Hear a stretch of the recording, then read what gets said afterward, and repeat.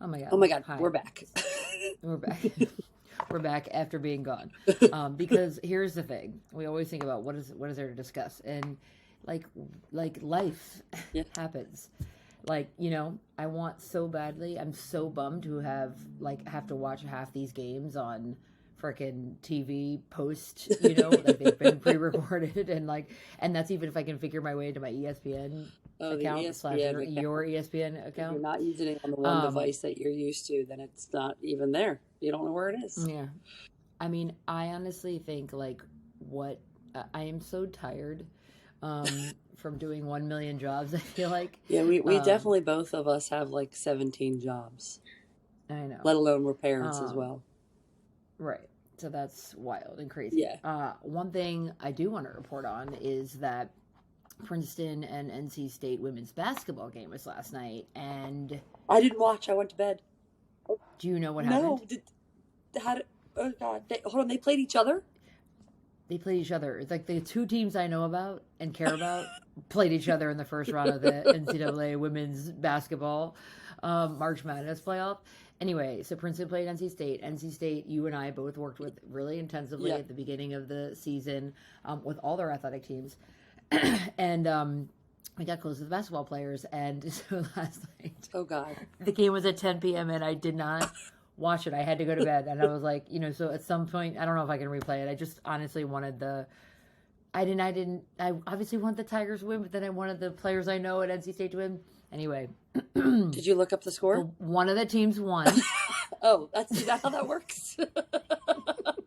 Somebody moves on by one point. Oh no, Christy. Okay, so who do you think it is? I mean, I want to say NC State, but I also know the love, Corey, the Instagram Corey put up for the Princeton men's team. What did it say? I don't.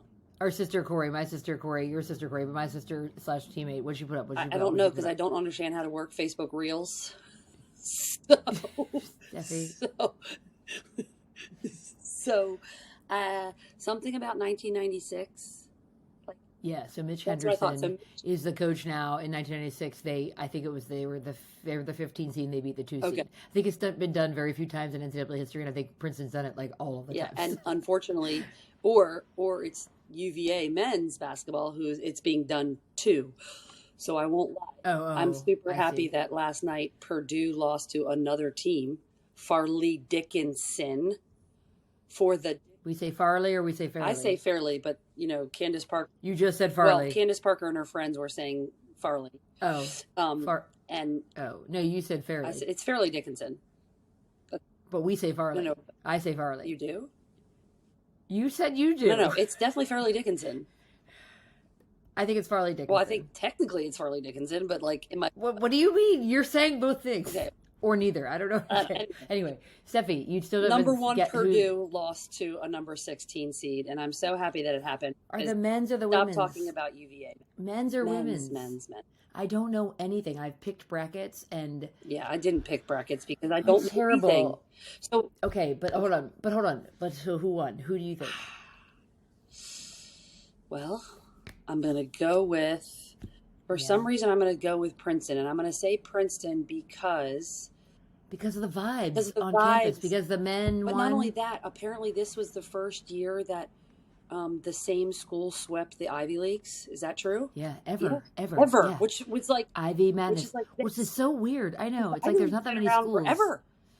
I know. Well, their coach at Princeton, Carla Berube, she is crushing it. They have incredible players. I mean, Mitch was a classmate of mine, the men's coach at Princeton. Always been a freaking nice guy. But you are correct. Princeton did win by 1. I know. So I mean, I love that. It's why. And listen, I'm going to Princeton today to do the Princeton Penn State game. I think it's a big game for both teams. We won't really focus on this because they focus on other teams today. But I think the vibe on campus must be wild. And the athletic director is another classmate of mine, John Mack. And so I'm certain I'll see him in the press box. And I am so excited. I only got his tweet that was today is a good day. Well, and then I think it was another one that's and today is also a good day. Another great day. Well, I'm super pumped. Hey, look. You and I, we've said it out loud 1,000 times. We are about the underdog. And I think in that situation, both Princeton situations for basketball was about the underdog. and like how they can rise. And I think that's, you're going to have so much fun stuff to talk about, I think, during this Penn State game, because it's about, I think Princeton going into this game is probably the underdog as well. No, they're not. They're actually, I think they're 14 and Penn State is 25. They just broke into the top 25. Wow. Okay. So like Princeton should win today, but it's big for both schools. But I like your point on the underdog. Like I feel like I spent basically 15 years of my life describing what the underdog mindset is. And for me, that's 4 ingredients of being an underdog. 1, you have to be brave enough, bold enough to say that you're going after something, that you are in fact identified as the one least likely to win. The second thing is you've got to work hard at the very least. Like maybe not hard work won't like make you win, but it's a prerequisite. It's foundational to like even setting yourself up for appropriate strategy. The third thing is to expect obstacles. Like you got to know that there's going to be stuff in the way, because the underdog isn't necessarily like the best, but he or she and that your game plan might change in the middle of the game. Totally. And then the fourth is to take risks, to like actually to want to take risks, to be hungry for risks. So chasing something, working hard, expecting obstacles, and taking risks, seeking I risks. love that. Yeah, I think it's so awesome. You speak to that so well. I'm excited. You and I always root for the underdog, regardless of who. Everybody does. It's the American dream, though, right? Like at the end of the day, I love when, especially when people want it and they do all the things, and you just the unexpectedness of it. I kind of saw myself as the underdog when I was playing, always just as a positioning set for my mind to be like, you can't think down the straight line. You got to think of all the ways in which this is going to go awry.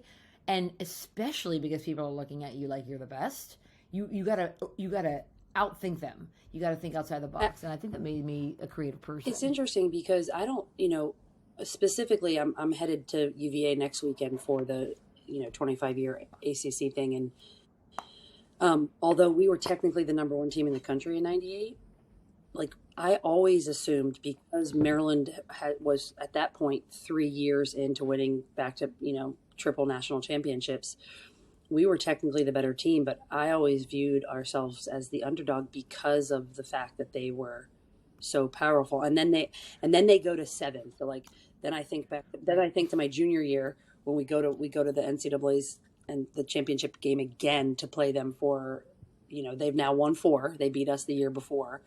I mean, I can remember watching Georgetown play Maryland in 2001. It was their 7th national championship. Sheehan was on that team. Aaron Elby was on that team. Yep. Oh my God. I think Bowen was the goalie for Georgia. Definitely Bowen holding. I mean, and I don't know. I can't even remember what happened in 2002 because I'm still so stuck on 2002. So what is it? 95, 96, 97, 98, 2001 was their 2001. No, 2002 was Princeton. I know, so Princeton bookended it. And then they did 2003 again too. And then UVA in 2005. Yeah, and then the Northwestern thing started, I think. And then Kelly's getting inducted. It was announced into the IWLCA Hall of Fame. Kelly Monte-Hiller. IWLCA Hall of Fame. I said IWLCA okay, Hall of Fame. Sure, because I mean, is she in the USA Lacrosse Hall of Fame? Because I'm sure she's got to be, but. I mean, I'll mention 2 other people that need to. Well, okay, this is moving on there. But so that's pretty exciting, and I actually really want to have Kelly on because I'm interested in there was a massive time where Northwestern came on the scene. She was like the new buck in town. Not that she hadn't been coaching, but taking that programming, winning so many national championships in a row. How many did they win? 7. Oh, really? Wow. Okay. So, and then they lapsed for a long time, and we can only say that it was a lapse for a long time because they're back and they are so good, this year. So I just want to know what it's like to, I think, the rolling hills of being a college coach when you're was at the it top. Was it a lapse, or was it yes, it was a lapse. Or was it the landscape of lacrosse was just now filtered out? Well, there's Trush and Pool, so let's just say it's spread out. Okay. But then she found a way. It's still spread, and it's still spreading. Yeah. So she's now found a way to be strategic in that. To me, that's reinvention. You shift the culture, all the kids and what they were interested in is changing. So I just think talking to coaches, I did a lot of talking to Chris Saylor last year about what was it like to coach over 36 years and how you have to change and evolve as coaches.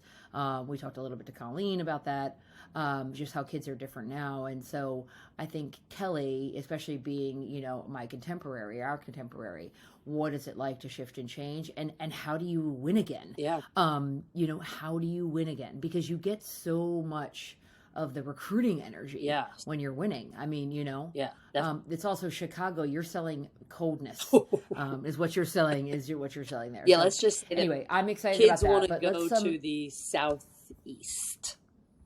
I mean, right? If I can play at a top 5 school, the difference, you know, well, you got BC, you got Syracuse, you got Northwestern, you got Florida, you got UNC, you got like Marylandish, you know what I mean? If you're just thinking I was in Florida, topography. Yeah, I was in Florida this week working a spring break thing for some high school programs, and I'm sitting there, I'm like, it's 65 degrees at like 8:30 a.m. See, the thing is, I'm not interested in that. I was like, I went to San Francisco, and I was like, I was sweating, and I was like, I don't know if I like sweating this much.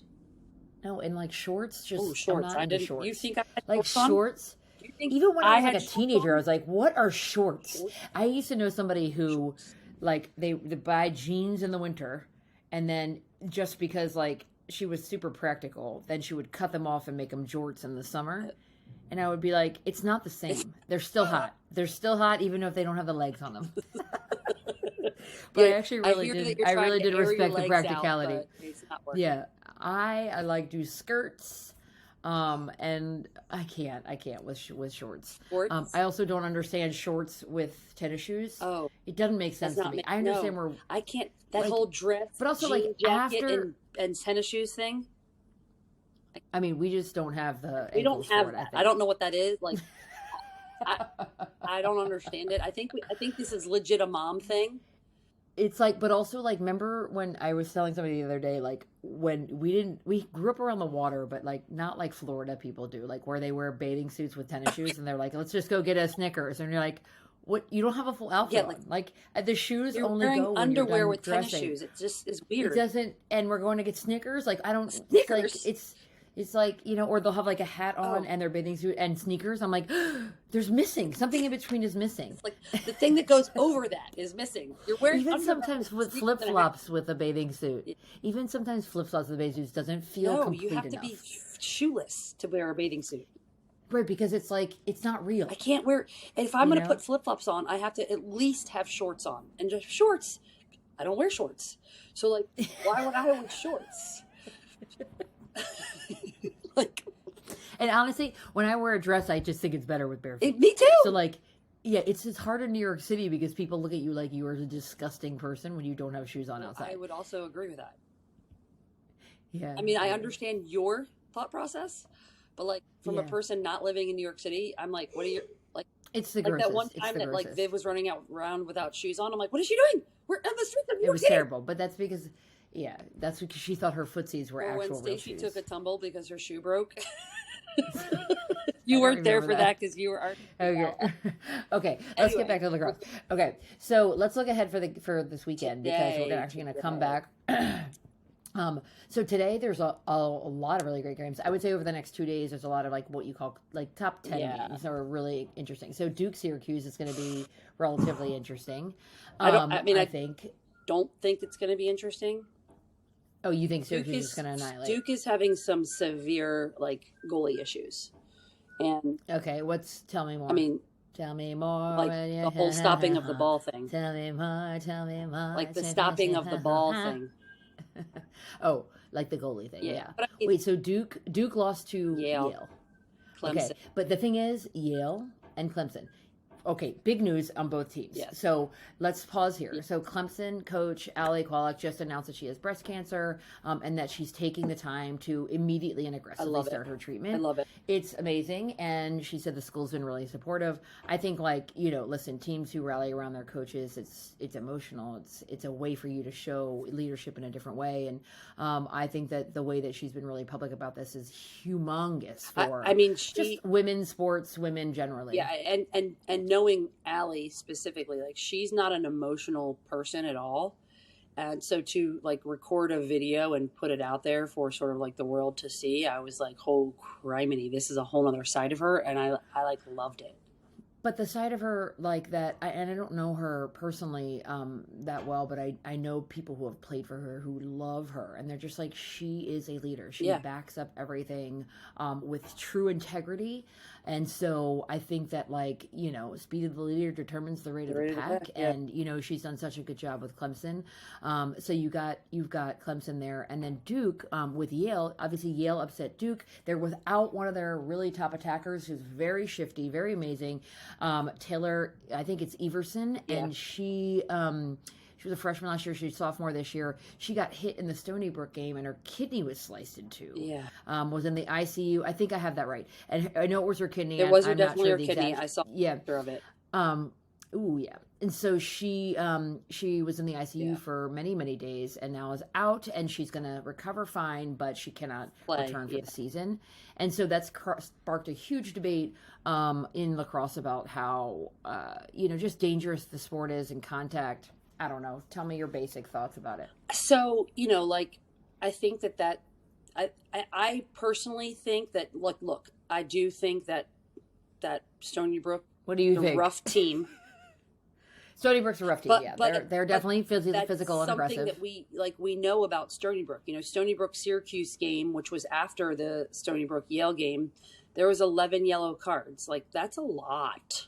So I don't think the Stony Brook kid was perfect. Well, do you think that because the refs were overcompensating for the fact that, you know what I mean, yes, like this event happened, so like, you know, no, I don't. I mean, think that they probably. You think Stony Brook is that egregiously offensive and physical? I think that they're that physical.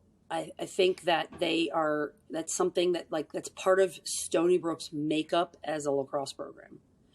Yeah. And I would say the same thing about Syracuse. I'm not saying anything different about Stony Brook that I wouldn't say about Syracuse. You know, and interestingly enough, a team that competes at that high of a level, North Carolina, I would say, is not like that.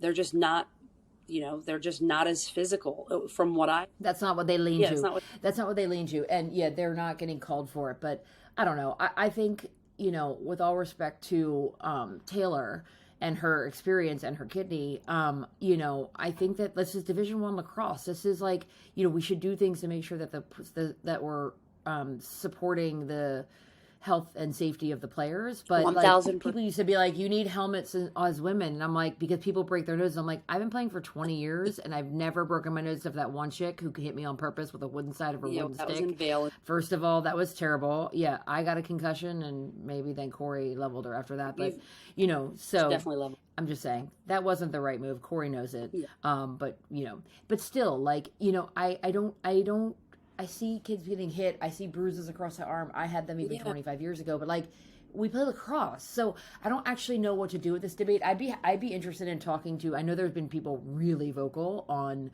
social media, and so maybe we can bring somebody on. Women's Laxnut, WLAXNUT, on Twitter. I would love to invite that person because I think they're really talking out against. Maybe not against Stony Brook specifically, but definitely in favor of increasing. I also think and again, I don't know Taylor from Yale at all. I think the timing of the hit, I think the placement of the hit, like that, she could probably get hit in the same place at the same 1,000,000 times, and it never happened. So, like, again, I don't know. I didn't. I don't know. It didn't look more crazy than any other, you know, collision to me. And maybe that's the root of the issue, right? Like, people are like, the collisions are, I'm just like, you know, for me, I love the physicality of the women's game. And I certainly don't want anybody to be injured the way Taylor was. And I'm so glad she's going to be back. It is a blow to Yale's team, though. They were still able to overcome and beat Duke. It's pretty incredible. I honestly think that, this might be crazy, but did I read right that Yale's goalie is the ice hockey goalie from the ice hockey team, and who stepped in because something happened with the other goalie and like made like incredible saves? Like she's like doesn't even know how to hold the stick, I think. Like, anyway, so Yale, listen, at the end of last season, I was like, Yale is a team to watch. They're going to start rising the ranks nationally. They had 17 freshmen last year. I think they started 9 of them. So now those kids are sophomores. So I don't think we've heard nearly the end of Yale. And, they lose a big offensive output product in terms of Taylor this season, but she'll come back stronger.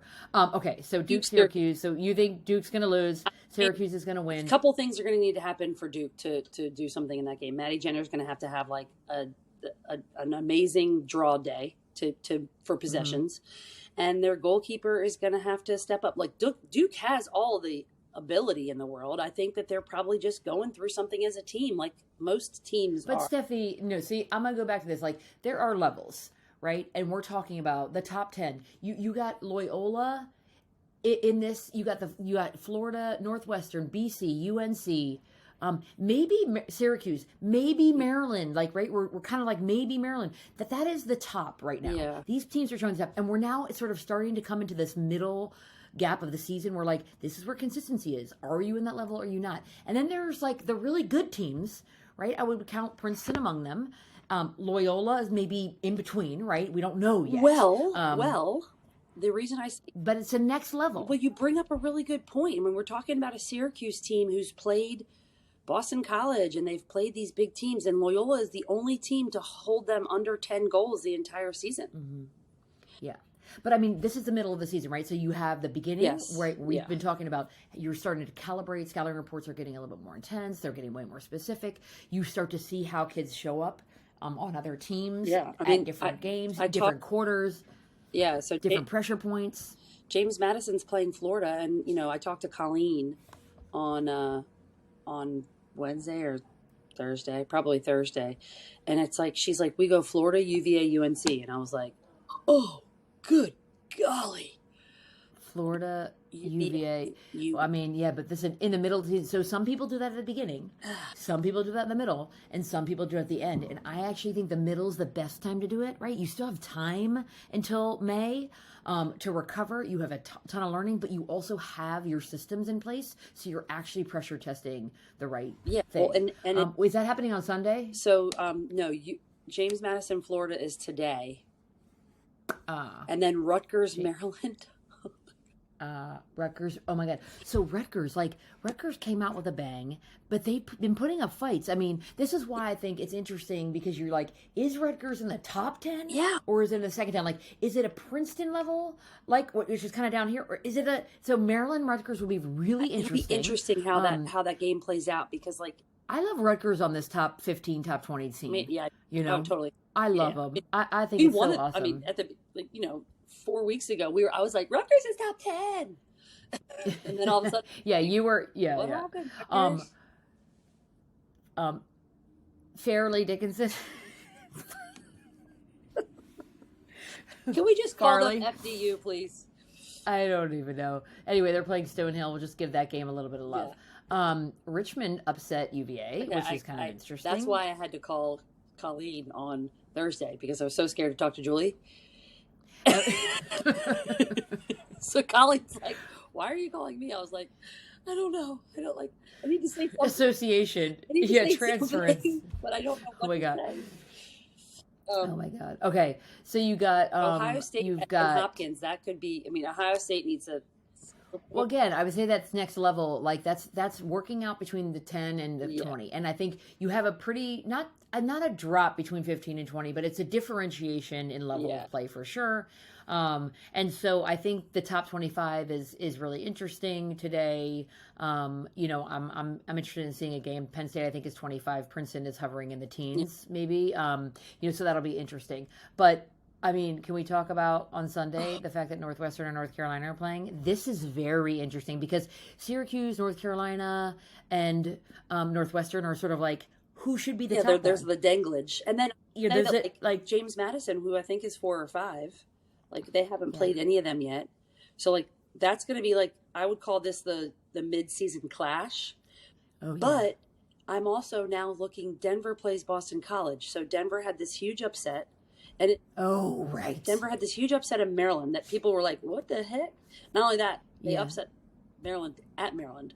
So Boston College if I'm reading Inside Lacrosse correct, the home team, because they're under the home, is Denver, which means Boston College has got to is playing at Denver. I mean, But like, are we really talking about like, is on the road really a thing? It's not like Denver has some massive stadium, and there's like, I mean, I don't know, maybe you don't think the elevation plays a role? Is Denver that elevated? I thought it was just the mountains. I don't think Denver's that elevated. I mean, Denver? I think so. I think it's massive. Denver. I mean, look, it's not Vail. I understand that. Right. Yeah. But like, I didn't know Denver was in the mountains. I mean, it's the elevation is just higher. You're gonna look. I'm gonna look at elevation. Denver. I know you're gonna look elevation. Up right now. Denver, but I mean, I didn't think about that. Denver elevation is 5279. Elevation. Let me look at elevation. Boston. Oh, 141. Yeah. Okay, so 5,000 feet. Okay, so that could play a part. Good point. You're very good. Very good. So, like, again, I don't. But I think you're right. Like, it's like Denver, Rutgers, and Loyola are on the fringes, right? And now they're coming into who I would say arguably are the top teams. Yeah. Northwestern, Syracuse, UNC. That's a first tier, right? Then there's a Maryland, Boston College, James Madison as the next three, right? And that's going to be the battle. And then you've got like Rutgers, Loyola, like punching in there to try to figure out. Yeah, they're like digging up, right? And the middle of the season is where we start to differentiate here. This is what I think is going to be super cool when we go into like these conference championships, because then you see this rise of like the potential Notre Dame from last year and like some of those teams, and like St. Joe's knocking off UMass last year in the championship. So I think it's going to be really fun to see like that type of stuff. But I mean, you got good lacrosse being played this weekend. Not only that, and I'll just throw this in there because I need to get my kicks. UVA Notre Dame men's lacrosse, which is the Vail version of the UNC Northwestern game, is being played this weekend as well. Oh. So those are, I mean, UVA and Notre Dame are clearly the top two men's lacrosse programs in the country. And they've proved that up against everybody that they've played. So it's going to be fun to see this like match between those two and then UNC and Northwestern. Why do you like lacrosse so much? Well, I have to teach myself I have to fall in love with it every year all over again. So, we were never individual sport people. We always wanted to have a team around us. And I think it's like the epitome of a team game. You have the people who, lots and lots of mistakes and how you rise over them. And I think it probably goes back to the fact that like mom and dad always helped us like rise and just play the part of the underdog. That's interesting. Yeah.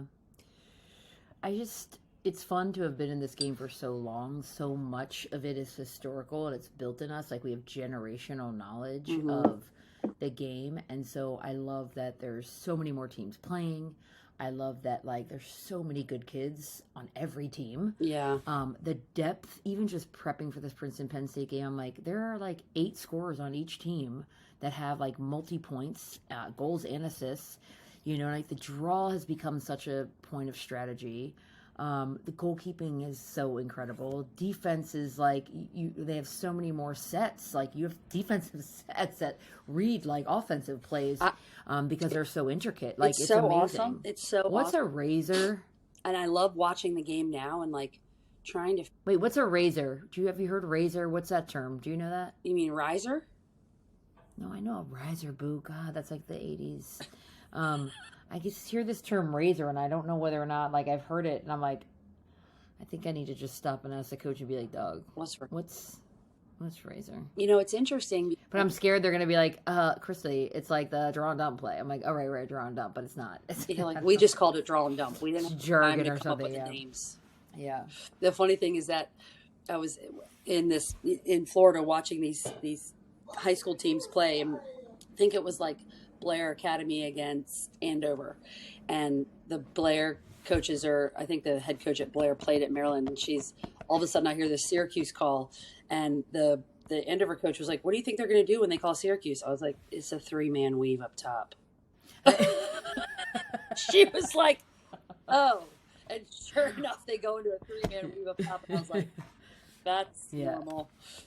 It was hysterical. Well, it's like, again, generational experience, having been in the game for so long. It was hysterical.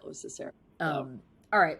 Okay, well, let's meet up again and see how these games panned out. Let's chit-chat on tomorrow night to see how they all find us where you found us. Yeah, okay. Bye. Bye.